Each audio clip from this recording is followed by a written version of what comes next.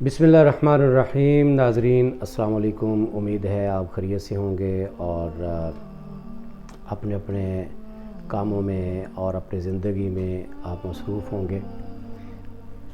आपने इस बात पे कभी गौर किया है कि हम में से हर शख्स एक बात हमेशा सोचता है और ये बात हमारे जहन में रहती है, वो ये है कि इस दुनिया में सबसे कीमती चीज़ कौन सी है।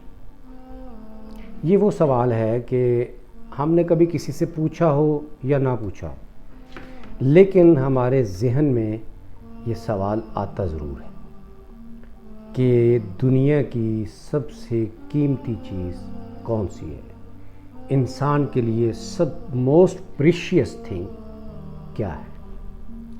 आज की इस वीडियो में हम इसी पर गौर करेंगे। कुछ लोग ये सोचते हैं कि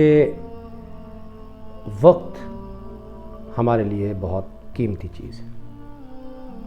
इसमें कोई शक नहीं है कि वाक़ईतन वक्त, टाइम बहुत कीमती होता है और कहते हैं कि गया वक्त फिर हाथ आता नहीं, जो लम्हे गुज़र जाते हैं वो वापस नहीं आते। ये बात दुरुस्त है, लेकिन ऐसी चीज़ें भी तो हो सकती हैं कि जो वक्त से कीमती हो। मसलन एक शख्स अपनी ज़िंदगी में मेहनत कर रहा है, स्ट्रगल कर रहा है और उसने अपनी ज़िंदगी के 20-30 साल सख्त मेहनत में गुजारे हैं, और जब आदमी मेहनत कर रहा होता है, स्ट्रगल कर रहा होता है, तो वो वक्त उसको बहुत अच्छा नहीं लगता। तो उसकी स्ट्रगल के बाद वो अपनी ज़िंदगी में 30 साल 35 साल की स्ट्रगल के बाद उसको एक अच्छा मकाम मिल जाता है, उसके पास पैसा आ जाता है, तो उसको वो वक्त भूल जाता है। उसके लिए वो उसकी मेहनत का जो फल होता है वो ज़्यादा कीमती होता है बनिस्बत उस वक्त के। आप ये कह सकते हैं कि ज़ाहिर है कि उस वक्त की वजह से वो सारा कुछ उसके पास बना है, लेकिन इस वक्त उसके लिए वो वक्त नहीं बल्कि जो उसके पास मौजूद है वो उसके लिए ज़्यादा कीमती है। बाज़ लोग कहते हैं कि सेहत आपके लिए बहुत ज़रूरी है और बहुत कीमती चीज़ है। हेल्थ इज़ वेल्थ, आपने ये मक़ूला सुना। ये बात भी अपनी जगह पे दुरुस्त है कि इंसान की सेहत हो तो उसे हर चीज़ अच्छी लगती है। इवन के खाने का टेस्ट भी उसी वक्त महसूस होता है जब आदमी सेहतमंद होता है, जब तंदुरुस्त होता है। और वो ये भी मक़ूला आपने सुना होगा कि तंदुरुस्ती हज़ार नेमत है, कि हज़ार नेमतों से बढ़कर तंदुरुस्ती की नेमत है। बहुत प्रीशियस थिंग है, कोई शक नहीं। लेकिन मैं अभी आपको बताऊंगा कि इनसे भी कीमती चीज़ दुनिया में मौजूद है। बाज़ लोग कहते हैं कि दौलत, पैसा, इट इज़ प्रीशियस। जिसके पास पैसा है वो कोई भी चीज़ ख़रीद सकता है, अपनी ख्वाहिश को पूरा कर सकता है। तो लोग कहते हैं कि दौलत के साथ बहारें होती हैं, लेकिन आपने ऐसे लोगों को भी तो देखा होगा कि जो बहुत दौलतमंद हैं दुनिया में, लेकिन उनके पास अगर आप उनसे पूछें कि आप कामयाब हैं या आप क्या महसूस करते हैं इतनी दौलत होने के बावजूद, और ये तो अब सर्वे भी आ चुका है, रिसर्च भी इस पर आ चुकी है कि जो दुनिया के सबसे मालदार लोग हैं, आप उनकी लिस्ट गूगल कर सकते हैं, उनका सर्वे भी आया है कि पैसा आने के बाद उनकी ज़िंदगी से सुकून ख़त्म हो गया। तो वो ये समझते हैं कि पैसा सबसे कीमती चीज़ नहीं है। तो फिर वो कौन सी चीज़ है कि जो इन सारी चीज़ों से बढ़कर कीमती है, प्रीशियस है? वक्त, सेहत, दौलत, शोहरत, ओहदा। कई लोग सोचते होंगे। हाँ, ये भी कहा जा सकता है कि किसी भी इंसान के लिए कोई चीज़ कीमती हो सकती है, किसी के लिए कोई चीज़ कीमती हो सकती है।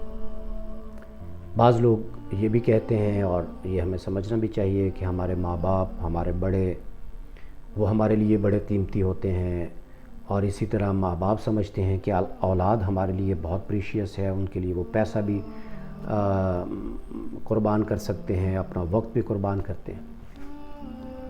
لیکن بحیثیت مسلمان اگر ہم غور کریں کہ ہمارے کریٹر نے، ہمارے مالک نے ہمارے لیے کس چیز کو سب سے قیمتی قرار دیا.